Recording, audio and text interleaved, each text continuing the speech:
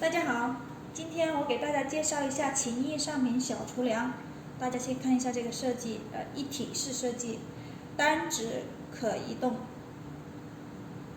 我们今天主要是介绍它的人体感应功能。